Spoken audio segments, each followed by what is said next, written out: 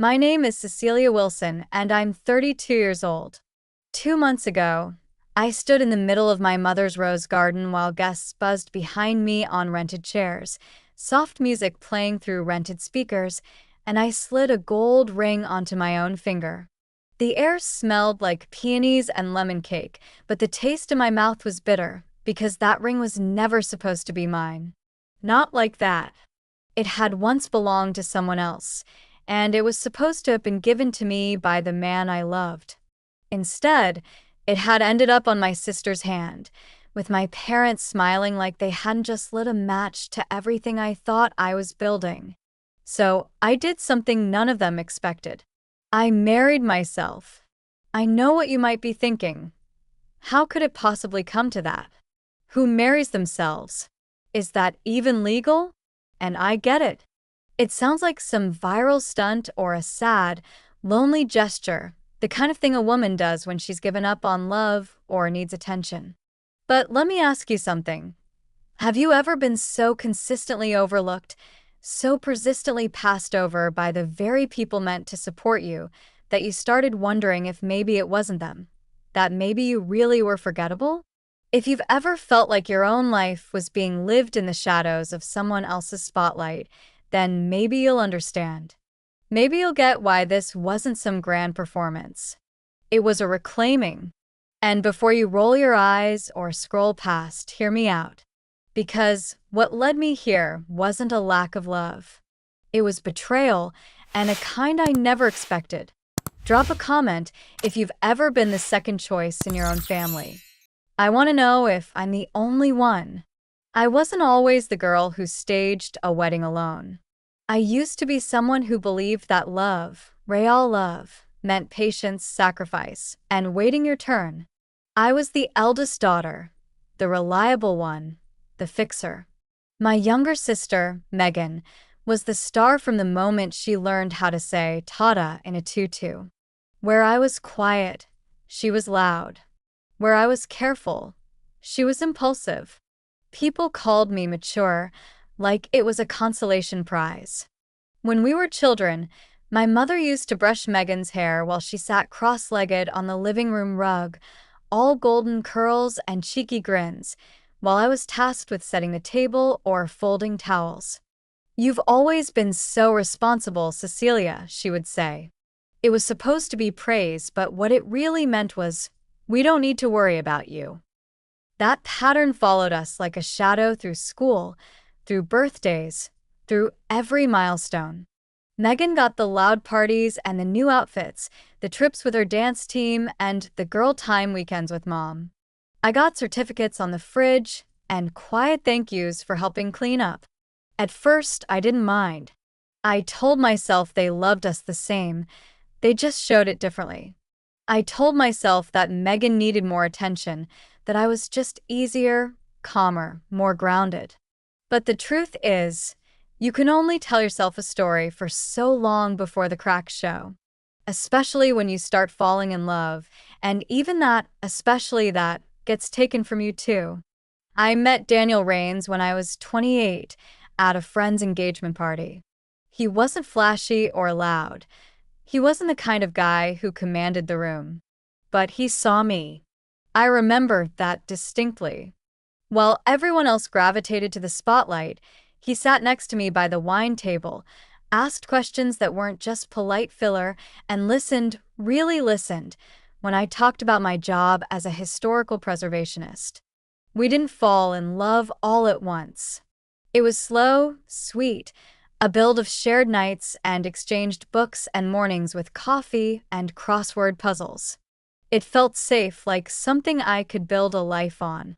And for the first time, I allowed myself to believe that I could be someone's first choice. 3 years passed. We talked about moving in together, about future trips, about what names we liked for kids. Nothing serious, but serious enough to know it wasn't just casual. My parents met him. Megan met him. Everyone seemed to like him, although Megan always had this teasing tone whenever she spoke about him, calling him Mr. History Buff, and once laughing when I told her about our plans to see old Civil War forts on vacation. I ignored it. I always ignored things with her. That was the family dynamic. I absorbed, she expressed. By year 4, I was expecting a proposal. Not because of anything Daniel said outright, but because of the quiet things. The way he started asking about ring styles, how he spoke to my dad alone in the backyard one afternoon, the folder I found in his sock drawer with links to custom jewelers. I didn't press. I wanted him to have his moment. I imagined the proposal happening at this old garden I loved just outside of Asheville, where we had spent our second anniversary. I imagined calling my mom and Megan afterward, breathless, beaming. But none of that happened. Not the way I'd imagined. Because a month later, Daniel stopped returning my texts for a week. Then he showed up at my apartment and said he needed to talk. I still remember every word of that conversation. How he started with, "You're amazing, Cecilia," and how my ears rang so loudly, I almost didn't hear the rest. He said he'd been confused, that he felt like maybe we were too comfortable, too similar, that he wanted passion, unpredictability, whatever that meant. I sat there, stunned, as he told me that he was seeing someone else, someone unexpected, someone who made him feel alive. And then he said her name, Megan. He said it like it was some tragic twist of fate, like he had tried to fight it but couldn't. My sister. My own sister. I didn't scream. I didn't throw anything. I just sat there, numb, while he tried to explain how it just happened, how they had only been talking at first, how he didn't mean for anything to come of it. I remember blinking slowly and thinking, I made lasagna for you two last week. You both sat at my table and smiled like everything was normal. I watched you laugh at some dumb inside joke, and I thought it was sweet. That night, I didn't cry. Not at first. I went to my parents' house because some old instinct told me that if I just told them, they'd fix it. They'd see how wrong it was and tell Megan to back off, to undo whatever had started. But when I arrived, before I even opened my mouth, my mother smiled and said, "Oh, good. We wanted to talk to you. Megan told us everything, and we hope you'll be mature about this." Mature. That word again, like a command. Like being mature meant swallowing betrayal without protest. I'll tell you the rest. About what came next, about the engagement party I wasn't invited to, the ring I had once described to Daniel that ended up on Megan's hand, and how I made the decision to walk down an aisle alone, not because I was unloved, but because I finally realized I was worth more than they ever made me believe. But for now, tell me something. If your sister and your fiancé betrayed you together, and your own parents stood by and clapped, what would you do? Let me know in the comments. And if you've ever had to choose yourself because no one else would, don't forget to like and subscribe. Thank you for listening. I grew up in a 2-story colonial house with blue shutters and a white porch swing that always creaked, even on windless days. Our town, just outside of Richmond, Virginia, was the kind of place where the 4th of July parade shut down Main Street, and the high school football team might as well have been the town royalty. My parents, Jane and Richard Wilson, were the kind of couple people admired from afar. Mom with her perfectly ironed blouses and hostess skills that made every neighborhood potluck feel like a curated event, and Dad with his baritone voice, thick-rimmed glasses, and encyclopedic knowledge of local politics. But for all their outward charm, their household ran on unspoken rules. And the most important one was this: Megan gets the light. You get what's left. Megan was born 3 years after me, but you wouldn't know it by the way she walked into rooms. From the moment she could talk, she knew how to steal attention, whether through tears, tantrums, or talent. And my parents, enamored by her flair, fed her spotlight with praise and protection. I don't think I even realized it at first. When I was little, I adored Megan. I carried her around on my hip like a living doll, read to her when she couldn't sleep, defended her on the playground even when she was wrong. She was my baby sister and I loved her. But love, I've learned, doesn't mean blindness. And over time, patterns started to form, like the Christmas when I was 10 and Megan was 7. I had spent weeks drawing, carefully copying snowmen and reindeer from library books, decorating every page with glitter glue. I made a whole book of holiday stories for our parents, stapled and wrapped in tissue paper. Megan gave them a macaroni ornament she made at school. Guess whose gift got framed and hung in the hallway? It's just so creative, Mom had said, clutching it like it was a Fabergé egg. Such an artist. No one asked to read my book. Or the time in middle school when I won the regional spelling bee and Megan got caught skipping ballet class to go flirt with the boys behind the gym. I expected punishment for her and maybe some recognition for me. Instead, I came home to find her crying on the couch and my mother rubbing her back, whispering, "It's okay, baby, we all make mistakes." When I asked what was going to happen, Dad turned to me and said, "You've always been the steady one, Cecilia. Let us focus on your sister right now." That sentence stuck with me for years. Let us focus on your sister. Like it was a noble thing for me to disappear a little so she could shine. By the time we reached high school, it was clear. Megan was the star. She had a new look every semester: cheerleader, theater kid, photographer for the yearbook. She was beautiful in the way magazines sold to girls like us. Long legs, soft features, bright hair that caught sunlight like spun gold. Boys liked her.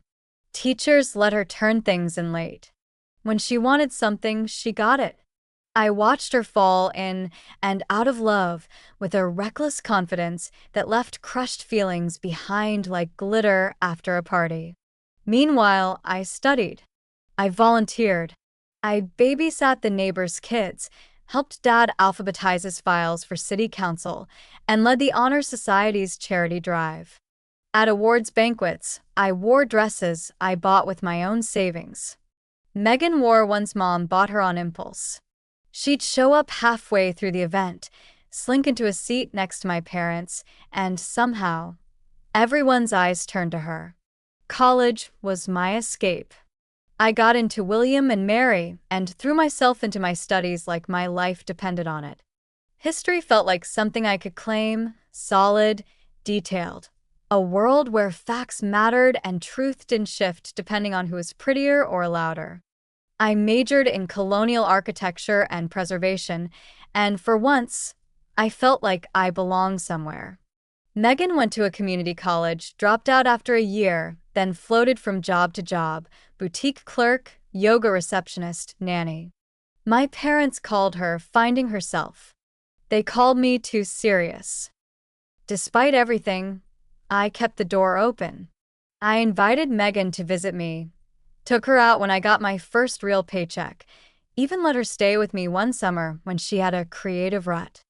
That's the thing about families like ours. You don't stop trying, even when it's clear your efforts go unnoticed. You just keep folding towels and listening and giving second chances. So when I brought Daniel home for Thanksgiving, I didn't think twice about letting Megan sit beside him or pouring her an extra glass of wine when she giggled too loud at his jokes. She was flirtatious by nature, no boundaries, just charm and chaos. I'd seen her do it to strangers, waiters, our neighbor's husband. I had never once thought she would cross that line with me. Looking back, I should have noticed the shift. The way her tone changed when she asked about him. How she started tagging him in memes, demanding him random articles, or making little comments like, "If I didn't know better, I'd say he was the male version of me." I laughed it off then. I thought she was joking. Or maybe I didn't want to see it. Denial is easier when the truth might burn down the life you've spent years building. Daniel, for his part, always played it cool. He wasn't flashy. He'd roll his eyes at Megan's drama, tell me how lucky he was to have someone so grounded. But now I wonder if that was just his way of keeping both doors open. Megan was everything I wasn't: impulsive, unpredictable, loud. Maybe he got bored with calm. Or maybe he was never really mine to begin with. The night I found out about them wasn't cinematic. There were no tears on my cheeks, no shattered glasses on the floor. Just Daniel, sitting on my couch, hands folded like he was giving a presentation at work, telling me he had developed feelings for my sister. That he didn't want to hurt me, but these things happen. That's what he said, like our relationship was a fender bender on the emotional highway. These things happen. I didn't ask questions. I didn't beg for an explanation. I let him talk, let the words land like dull thuds on the floor. When he left, I stood in my kitchen for hours, staring at the last coffee cup he'd used, wondering how betrayal could smell like cinnamon and dish soap. It took me 2 days to go to my parents. 2 days of trying to figure out how to process it, how to say the words out loud without sounding unhinged. But when I finally did, they weren't shocked. My mother's response wasn't horror. It was relief. "We hoped you'd understand," she said, as if I had been let in on a family secret. They didn't mean to fall for each other, Cecilia. But love doesn't follow rules. I felt my throat tighten. He was supposed to marry me. And that's when she said it, the sentence that replays in my head like a bad song. "Well, sweetie, maybe he was never the right one if he fell for your sister. It's better to know now." She touched my hand like it was a gesture of comfort, but her eyes were already glancing toward the dining room, where Megan and Daniel were laughing over wine. I left without another word. There's more, of course. There always is. The engagement announcement posted on Facebook with a photo that looked suspiciously like the one I had once described wanting, a candid shot under string lights, Megan wearing a dress I left in my old closet. The invitations I never received. The way everyone else in our family acted like I was the one being dramatic, like I had turned my back on them out of pride or jealousy. But I wasn't being dramatic. I was done. Done playing the good sister, the quiet daughter, the easy one. Done being erased in the service of their convenience. And that's why I decided, on the day they said their vows, to reclaim my own life. Not out of spite, not to make a scene, but because I needed to mark the end of that chapter and the beginning of something radically different. The day Megan married Daniel, I stood in my own white dress, alone in a garden that I rented myself, and made a vow. Not to a man, not to a fantasy, but to the one person who had never truly let me down. Me. And I'll tell you how that happened. Every detail. The dress. The ring. The moment people started laughing and the moment they stopped. You might think it's ridiculous. You might be curious. But either way, you won't forget it. And neither did they. The morning I married myself, I woke up alone. Not the kind of alone that makes your stomach ache with emptiness, but the kind that feels quiet and clear, like the moment before sunrise when everything is still waiting. I stood barefoot in my apartment kitchen, wrapped in an old sweatshirt and sipping black coffee, staring out the window at a sky too calm for what the day was about to become. I knew my sister was probably already in makeup, surrounded by champagne flutes and bridesmaids, her laughter bouncing off hotel walls while my parents fluttered in to deliver some heirloom veil or last-minute advice. And I imagined Daniel, shaving his chin with precise strokes, probably trying not to think too hard about the sister he had ghosted and replaced like a character swap in a family drama. But I wasn't thinking about them anymore, not really. I had my own wedding to get to. The idea to marry myself started as a joke. I was 3 weeks deep into post-betrayal grief, still skipping work occasionally, and my friend Marina had taken me out for margaritas to try to shake me loose. We were sitting on her porch, warm light flickering over chipped terracotta pots and citronella candles, when she said it. "You should just marry yourself, Cece." Honestly, at least you wouldn't cheat on you. I laughed until my eyes watered, but later that night, in bed, the idea came back. Not as a joke, but as a challenge. What if I did? What if I made a vow, a real one, not to love blindly or sacrifice endlessly, but to stay loyal to myself for once? At first, it felt ridiculous. I Googled it, half embarrassed, expecting to find only satire articles or spiritual influencers in Bali. But no, there were women who had done it. Some for protest, some for fun, some for healing.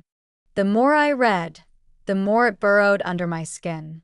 I thought about all the weddings I had attended, including the ones where I stood on the sidelines in tasteful dresses, holding bouquets for people who never once asked how I was doing. I thought about Megan, parading around with my ex's arms slung over her shoulder like a prize. And then I thought about how tired I was, tired of waiting for someone to see me as enough. If no one else would declare me worthy, then I would do it myself. Planning the ceremony was equal parts catharsis and rebellion. I didn't want it to be a parody. I wasn't mocking tradition. I was reclaiming it. I rented a small garden in a historic home district, one I used to walk by as a teenager, imagining I'd get married there someday. I bought a cream-colored dress from a local boutique, nothing too flashy, just simple satin with a soft neckline and pockets. Yes, pockets. I had my hair done by the same stylist Megan used for prom. I designed my own invitations, just 10, and sent them to the handful of people in my life who had always shown up: Marina, my bossonette, my college roommate Priya, and a few others who had known me long enough to know this wasn't about bitterness. It was about freedom. But my parents weren't invited. Neither was Megan. Neither, obviously, was Daniel. I didn't want explanations or drama or passive-aggressive texts asking what kind of stunt I thought I was pulling. I wanted a clean break. And on the day of their wedding, because yes, I chose that exact date, I put on my dress, slid a gold band onto my finger, and said words that finally meant something. Marina officiated. She got ordained online 2 days before and cried twice during the ceremony. The garden was quiet except for the sound of cicadas and the gentle buzz of bees moving through white blossoms. I stood in front of a mirror we propped up against a tree, staring into my own eyes as I said my vows. I promised to stop apologizing for needing space, to trust my instincts, to give myself the same grace I'd given people who had burned me. I promised to protect my peace, to stop dimming my light so others wouldn't feel threatened, and to love myself fiercely, even when no one else did. When it was done, everyone clapped. Not out of politeness, but with something else in their faces, something like pride. We had cake. We danced under paper lanterns. I kicked off my shoes and laughed so hard my ribs ached. For a few golden hours, I felt like I had stepped out of the role they'd cast me in and finally rewritten the script. There was no father-daughter dance, no best man toast, but there was joy, real, steady joy. And then came the photos. I hadn't planned to post them. I told myself this was for me, not for show. But the next morning, as I lay in bed scrolling past Megan's meticulously filtered wedding pics, the lace gown, the romantic sunset pose with Daniel, the smug hashtags like #Mentobe, I felt something snap. Not out of rage, but clarity. My story mattered too. So I uploaded 3 photos. One of me standing barefoot in the grass, holding a bouquet of sunflowers, one of Marina adjusting my veil, and one of me slipping the ring on my own finger, smiling like I knew a secret. I wrote a caption. Yesterday, I made the most important promise of my life: to love, honor, and trust myself, no matter who forgets to. Thank you to the ones who showed up. I married myself, and it was beautiful. I didn't tag anyone. I didn't need to. Within hours, The comments flooded in. Old friends, former professors, women I hadn't spoken to in years. People told me how brave I was. Some shared stories of their own heartbreak. A few sent DMs asking for advice. But the messages that struck me most were the quiet ones. Thank you for doing this. I needed to see it was possible. Of course, not everyone was happy. My mother called 3 days later. I didn't pick up, so she left a voicemail that started sweet and turned sharp. Cecilia, honey, we saw the photos. I just hope you're not doing this out of spite. It's not healthy to hold on to resentment. We're worried. Please call us back. I didn't. My father texted a simple, "Your mother is upset." Megan, unsurprisingly, said nothing. But I knew she saw it. She had always seen me, just never liked what she saw. A week later, I bumped into Daniel at the farmer's market. Of all places. He was holding a bouquet of daisies and an oat milk latte, looking like a Pinterest board for suburban husbands. When he saw me, his eyes widened. For a moment, he looked unsure, like maybe I'd throw a tomato at him. But I didn't. I just nodded, smiled, and walked right past him. I felt his eyes follow me, and maybe that was enough. Maybe it wasn't revenge. Maybe it was release. But here's the thing, walking away from dysfunction is only the first step. What comes next is the hard part, learning how to stay gone. To resist the pull of old roles and expectations. To say no, even when it makes you the villain in someone else's narrative. And as the weeks passed, the backlash began. Family members called to ask what had gotten into me. An aunt left a comment on one of my posts about letting go of bitterness. A cousin messaged me privately to say I should make peace for the sake of the family. It's always the ones who weren't there, who didn't see the slow erosion of your self-worth, who want you to be the peacemaker. But I wasn't playing that role anymore. Still, part of me wondered, had I gone too far? Was this all some elaborate way to mask my pain? Was I just a woman in a white dress standing alone, pretending that solitude felt like strength? Then I got a letter. Handwritten, on lined paper, no return address. Just a note in careful cursive. I saw what you did. I'm proud of you. You reminded me that I still belong to myself. Thank you. No signature. No clue who sent it. But I folded it into my journal and kept it like a talisman.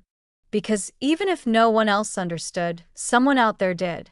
And soon, everything would unravel again, just not the way I expected. Because self-marriage wasn't the end of my story.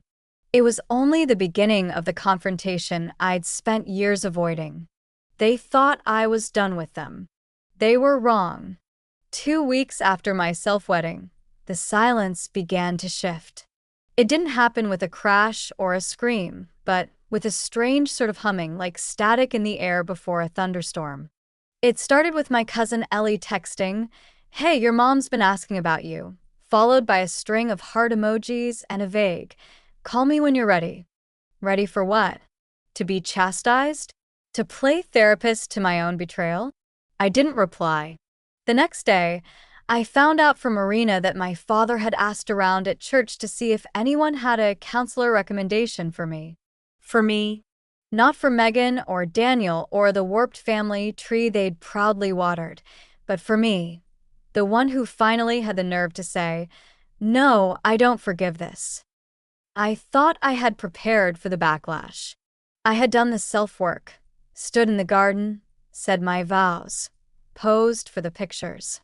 But what no one tells you is that healing doesn't automatically protect you from further harm. It just makes the old patterns harder to stomach.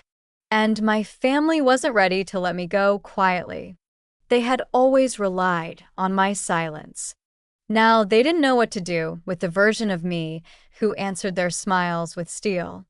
The first time I saw Megan after the wedding wasn't planned. I had gone to pick up a pie from LaRue's, a little bakery tucked between a plant shop and an antique bookstore, and there she was, standing at the counter, dressed in a pale blue sundress and clutching a lavender latte like she was auditioning for a lifestyle blog. I froze, pie box in hand, unsure whether to turn or stay. She spotted me instantly. "Cecilia," she said, with that faux casual brightness that always meant danger. Wow. "Didn't expect to see you here." I didn't respond. I simply walked past her, ordered a coffee I didn't need, and tried not to notice how tightly she was gripping her purse. "You looked nice," she added, stepping closer. "In the pictures. From your wedding thing." My wedding thing. Of course, she couldn't just say it outright. Say the word and admit it was real. I finally turned toward her. "Thank you," I said. "Nothing more." There was a pause. Then she tilted her head, an old habit from childhood when she was about to test boundaries. "Are you okay?" she asked, voice lower now. "I mean, really okay?" I studied her. Her eyes were bright, lips glossy, but there was something frayed beneath the polish. "You mean since the man I loved proposed to you with the ring he designed after our conversations? Since our parents threw you an engagement party the week after dumping me into emotional oblivion?" I gave her a thin smile. "Yeah, I'm great." Her mouth parted like she wanted to explain, but no words came. For once, Megan Wilson didn't have a script. "I didn't mean," she began. "I know exactly what you meant." My voice wasn't angry. It was tired, worn smooth from all the friction. "But here's what I mean. I don't care anymore. You got what you wanted. Congratulations." And with that, I left her standing by the pastry case, caught somewhere between guilt and disbelief. Later that night, I got a text from my mother. "Megan said she saw you today. Please don't provoke her." Provoke her. As if I had cornered her, as if my existence was antagonism. My thumbs hovered over the keyboard, pulse hot in my fingertips. But I didn't respond. There was nothing left to say that wouldn't be twisted into another accusation. Instead, I poured a glass of wine, sat on my balcony, and opened my laptop. I clicked on the folder I had labeled House Project, an idea I had buried under grief and distraction for months. Before Daniel, I'd been saving for a small fixer-upper. Not for anyone else.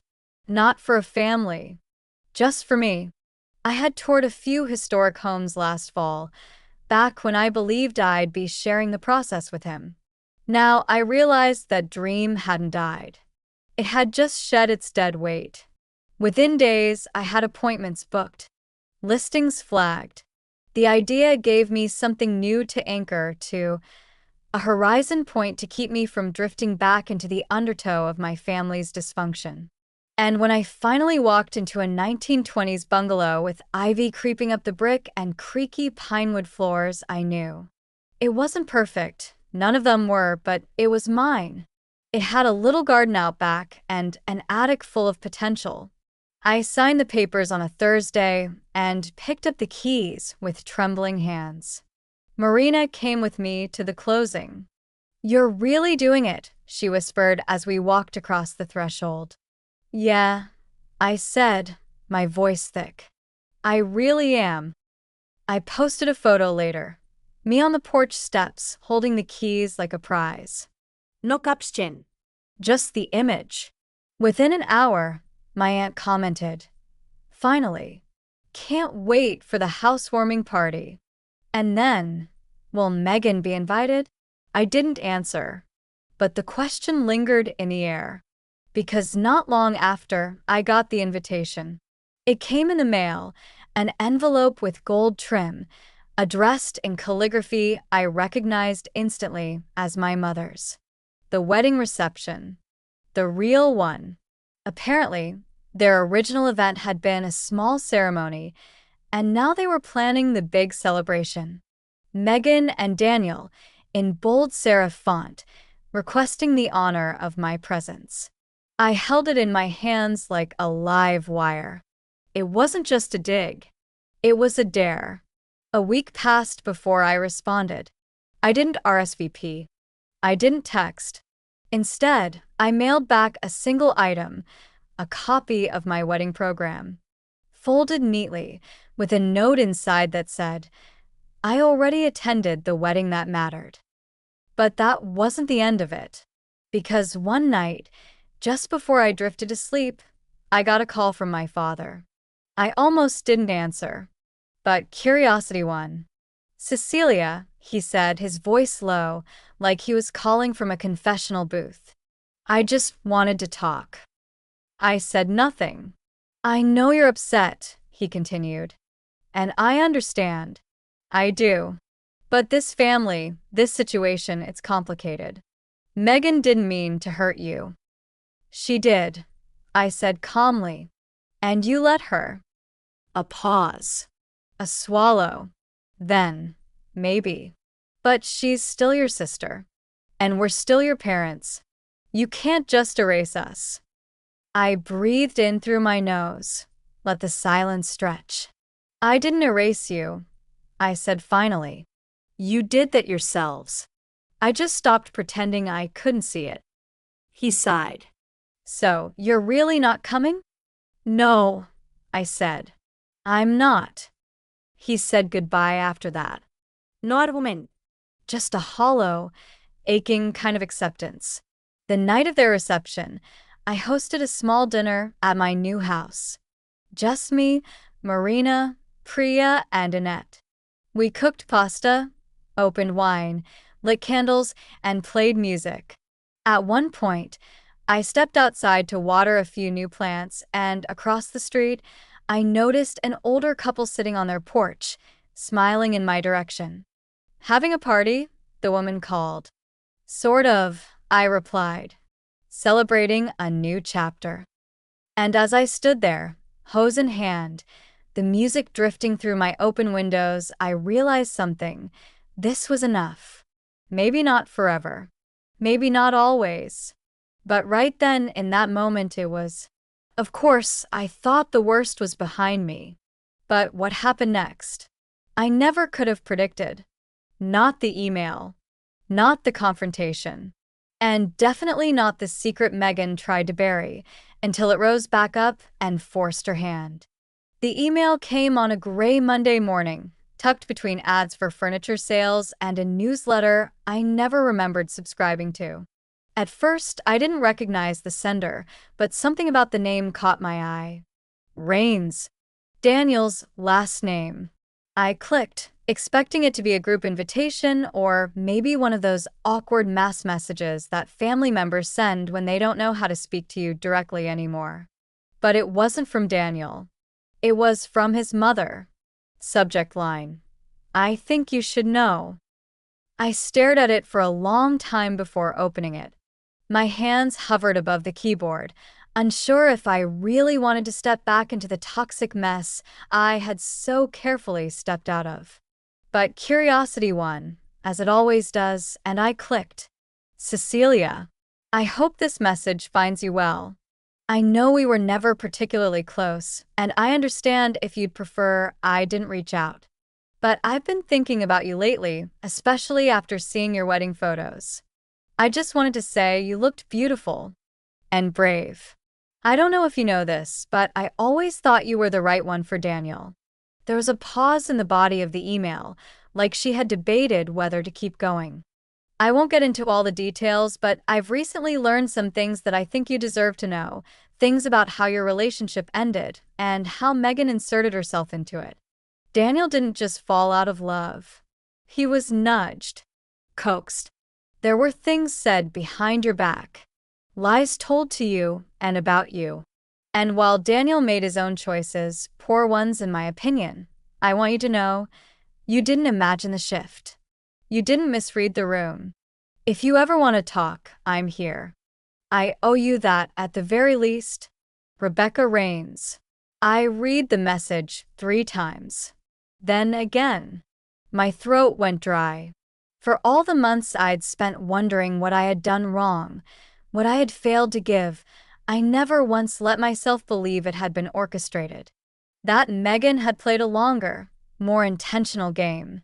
But reading those words, it all started clicking. The late-night texts she claimed were about work. The jokes she made about Daniel and her being too similar. The way she always inserted herself into our plans, our inside jokes, our little rituals. She hadn't just swooped in. She had built a ladder. I didn't reply to the email. Not right away. Instead, I sat with it. I closed my laptop and went for a walk, feeling like the air had thickened around me. Everything I had worked to move beyond was now pulsing again at the edges of my world. I thought I had processed the betrayal. I thought the ceremony, the new house, the distance had been enough to bury the ache. But this was something else entirely. This was premeditated. Marina came over that night with Thai food and a bottle of wine. I showed her the email. She read it, blinked, and muttered, "Your sister is a damn sociopath." I laughed, but it was hollow. No. She's just practiced. And my parents trained her well. Are you going to confront her? I shook my head. What would be the point? She'd deny it, twist it, cry if she has to. I've seen her do it 100 times. Marina paused, chopsticks midair. Then don't confront her for her. Do it for you. The idea sat with me like a dare. A confrontation not to fix anything, but to claim truth, to stop being the silent one, the good daughter, the passive observer. And so I did. I didn't plan it. I didn't write out a speech. I just waited until the next time she called me. Because of course she called me, 2 days later, to ask if I'd like to grab brunch and catch up. As if nothing had happened.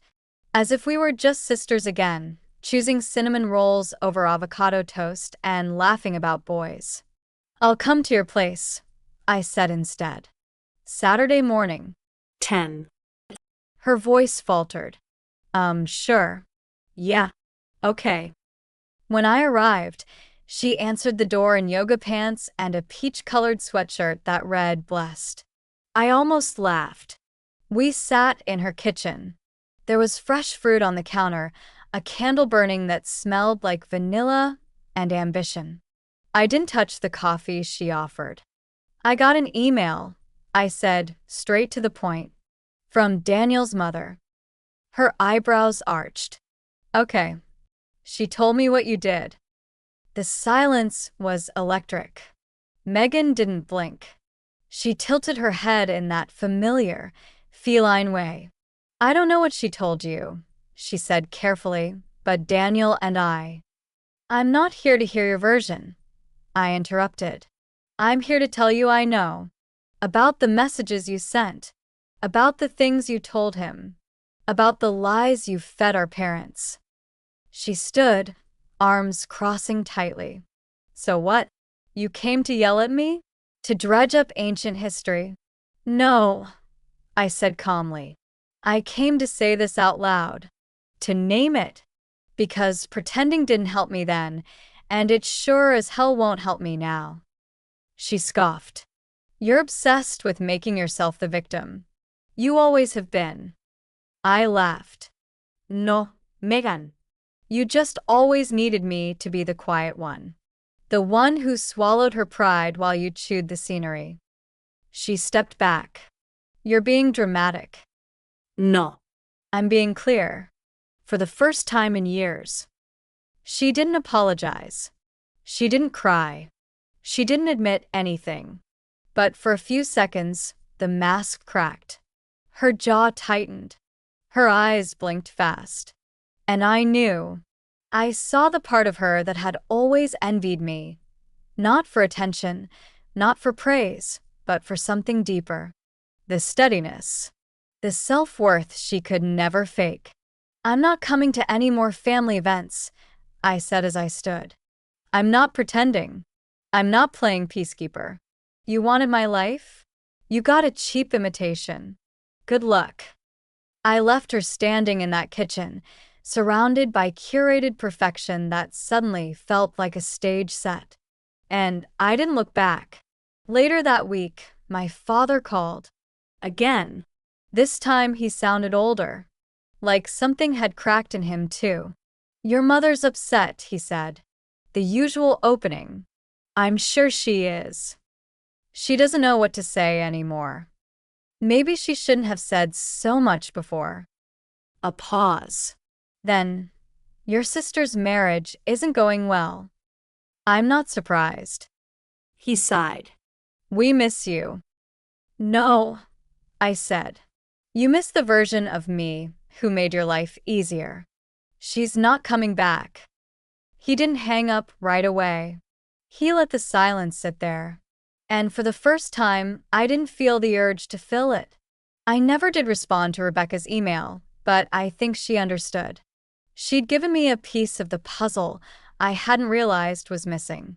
And that small act of truth, of decency, helped seal something inside me that had been bleeding for years. It wasn't about revenge anymore. It was about restoration. Of myself. Of my voice. Of the life I was finally building without compromise. But there was still one chapter left. One final test. Because just when I thought I had closed every door that needed closing, life cracked open a new one.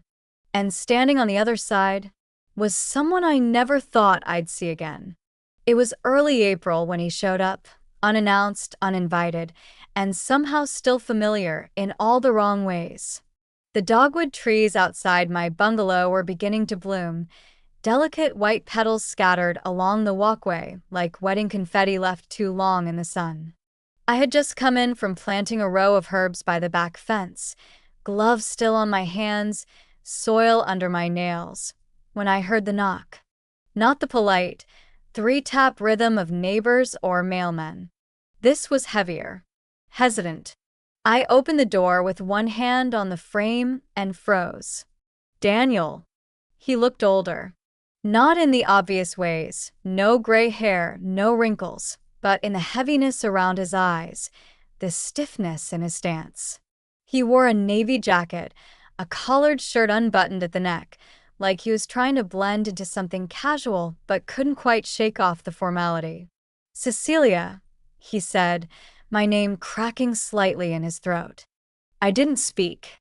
I stared. I waited. He shifted his weight from one foot to the other, a move I remembered well.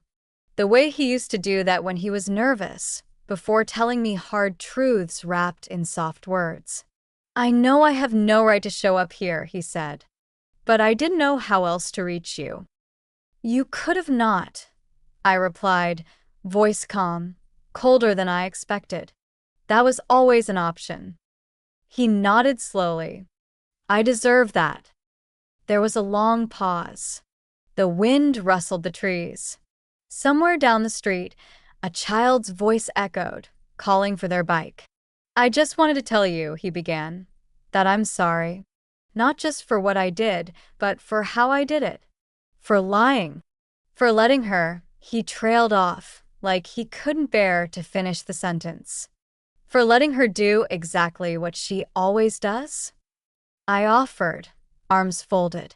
He flinched, and that small motion almost made me feel sorry for him. Almost. I was weak, he admitted. I let myself get swept up. She made me feel needed. Important. And I knew it was wrong, but by the time I realized what I was giving up, it was already too late. You didn't give me up, I said, stepping forward. You gave yourself away. To someone who never wanted you so much as she wanted what I had. He looked down at his shoes. The marriage isn't working, he murmured. She's not the person I thought she was. She never was. You just weren't paying attention. He let out a breath. I keep thinking about that trip we took to Williamsburg. The way you lit up talking about the architecture. How you took that stupid walking tour 3 times because you loved the history. I never told you, but that was when I fell in love with you. I didn't blink. You should have told me then. Not now. I know. I just, I wanted you to hear it from me. That it wasn't you. It was never you. I looked at him, then really looked at him. And for a moment, I felt the shadow of who we were. The quiet mornings. The crossword puzzles. The silly arguments over what counted as a real vegetable. But it was just that, a shadow. And shadows don't hold you. They don't show up when it counts. They don't keep promises. I don't need your apology, I said gently. I needed it 2 years ago. I needed it when you broke my heart in my own living room. I needed it when my mother told me to be mature about you leaving me for my sister. And I definitely needed it when you stood by and let them rewrite our story, like I was just a footnote. He looked pained. I'm sorry for all of that. I believe you, I said. But I've moved on. And not in the cliché way. Not with another man or a rebound or a revenge plan. I moved on with myself. I married someone who won't abandon me. Someone who listens. Someone who shows up. He swallowed, nodded again. You look happy. I am. We stood there for a moment, a quiet acknowledgement passing between us. And then he turned to go. Wait, I said. He paused on the steps. I hope you figure out who you are without someone telling you who to be. He turned slightly, met my eyes one last time. I hope so too. Then he left. I closed the door, leaned against it, and let out a long breath. There was no triumphant music playing in the background, no dramatic crescendo, just the stillness of peace. I had expected that encounter to bring rage, or grief, or some final confrontation. But it didn't. It brought clarity, finality.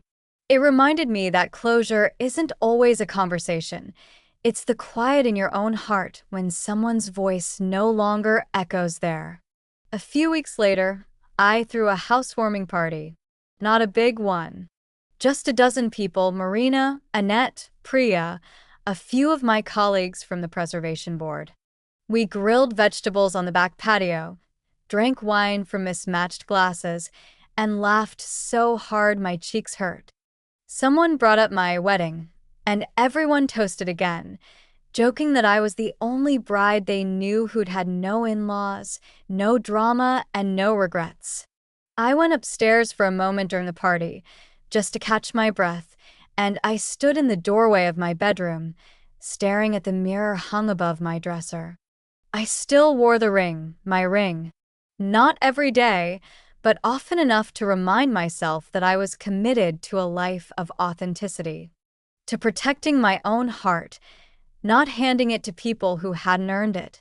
I touched the band, smiled, and whispered, "Still choosing you." Later that summer, I got a letter from Rebecca Rains. This time, she signed it. Inside was a single sentence: "You were always the better choice." I'm sorry it took so long for someone to say it. I didn't frame it. I didn't post about it. I folded it into the same journal that held the first anonymous note, the one that had started all of this. And I wrote underneath it, in my own handwriting, "This is the ending. This is the peace." We don't always get apologies. We don't always get justice. But we can always get clarity. And when you stop waiting for people to give you permission to heal, to be seen, to matter, that's when you begin. So if you've ever felt like the second choice, like the quiet one, like the glue no one thanks until it breaks, I see you. You're not alone. You are allowed to write your own ending. You are allowed to choose yourself. And if this story resonated with you, don't forget to like and subscribe. Thank you for listening to my story.